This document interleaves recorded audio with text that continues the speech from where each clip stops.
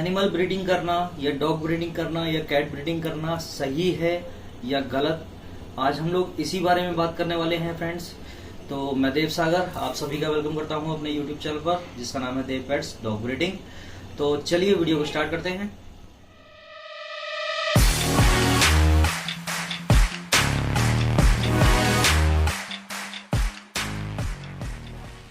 तो दोस्तों, जैसा कि आप लोगों ने थंबनेल में देख लिया होगा कि एनिमल ब्रीडिंग कराना या डॉग कैट ब्रीडिंग कराना सही होता है या गलत होता है, आज हम लोग इसके बारे में बात करने वाले हैं।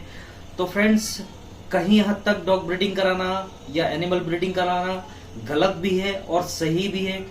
पहले हम लोग बात कर लेते हैं सही के बारे में और फिर बात करेंगे गलत के बारे में कि गलत कैसे है।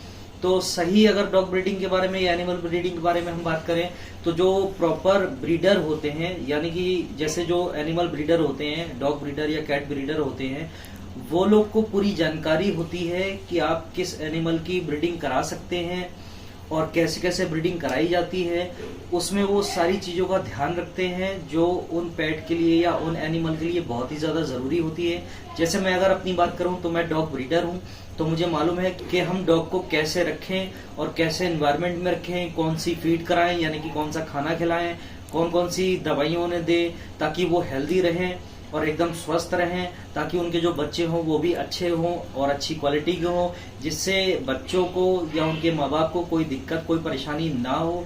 तो अगर आप ऐसी डॉग ब्रीडिंग कराना चाहते हैं तो उसमें कोई दिक्कत नहीं है, क्योंकि अगर आप प्रॉपर डॉग ब्रीडिंग करते हैं तो मैं सिर्फ अगर डॉग की बात करूं तो सबसे पहले जो हम डॉग लेकर आते हैं वो बहुत ही अच्छी क्वालिटी का डॉग लेकर आते हैं, बहुत ही अच्छा लेकर आते हैं। उसके बाद उसको एक प्रॉपर एरिया दिया जाता है जो सिर्फ उसका होता है, यानी कि जिसे हम केज कहते हैं। उसके लेटने बैठने के लिए या उसे घुमाने टहलाने के लिए प्रॉपर पार्क का हम इंतजाम रखते हैं कि उसे कब से कब टहलाने लेकर जाएंगे, कहाँ टहलाने लेकर जाएंगे, या उसका जो हमने केज बना रखा है वो कितने का होना चाहिए, कितना एरिया उसे कम से कम चाहिए होता है।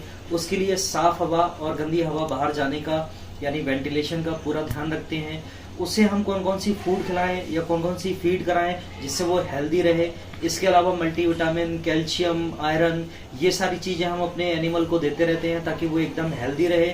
उसकी वजह ये भी है कि अगर जितना एनिमल हेल्दी रहेगा, जितना अच्छा रहेगा, जितनी अच्छी उसकी क्वालिटी रहेगी, उतने ही अच्छे और उतने ही क्वालिटी के उसके बच्चे होंगे।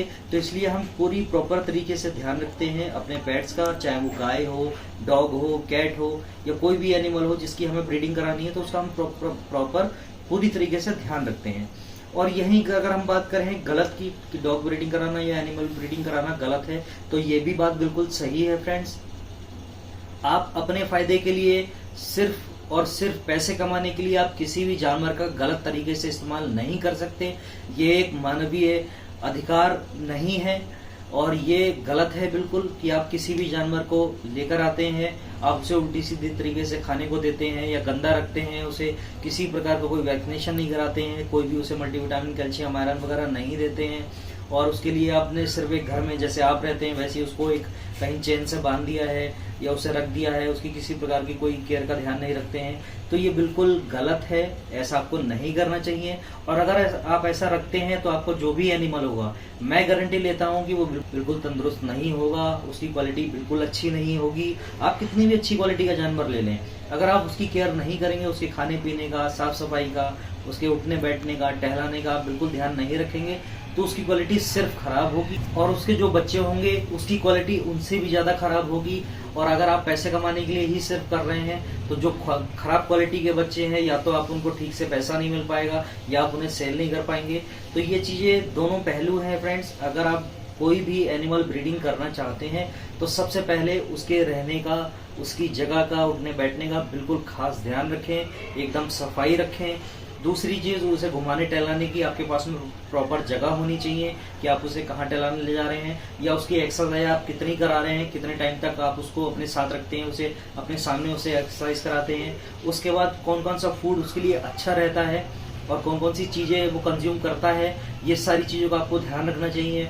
उसका वैक्सीनेशन कार्ड का या हेल्थ कार्ड का आपको पूरी जानकारी होनी चाहिए कि आपने उसका वैक्सीनेशन लास्ट बार कब कराया था, आने वाले टाइम में आपको उसका वैक्सीनेशन कब कराना है।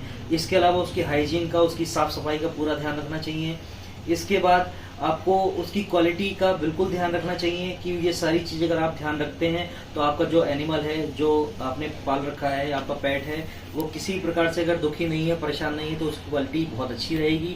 और अगर आप ऐसा करते हैं तो मेरी समझ से ब्रीडिंग करना या एनिमल ब्रीडिंग करना कोई गलत नहीं है। क्योंकि अगर मैं डॉग ब्रीडिंग की बात करूं फ्रेंड्स, तो जैसा कि शायद आपको पता हो या ना पता हो, तो मैं आपको थोड़ी सी जानकारी देना चाहता हूं कि हम लोग जो डॉग ब्रीडिंग करते हैं या जो डॉग अपने पास में लेकर आते हैं, उसका जो वैक्सीनेशन होता है 9-in-1 या 6-in-1 जो वैक्सीन हम लगाते हैं, उस वैक्सीन का चार्ज ही 600 रुपये से लेकर 1000 रुपये तक का होता है।